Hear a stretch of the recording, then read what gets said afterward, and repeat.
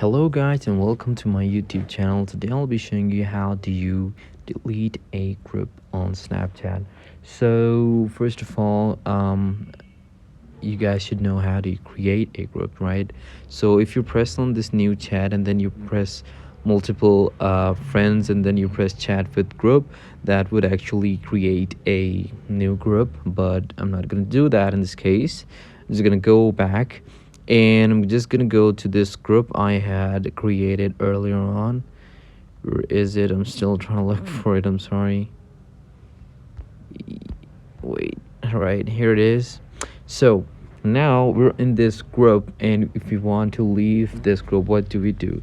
So if on the top right, top left, you press on this group's icon, and there's you can long hold this, and there's no option to actually um remove these people from the group, right? So and if you press on those three dots, there is only the option to add friends, edit the group name, and just the chat settings here.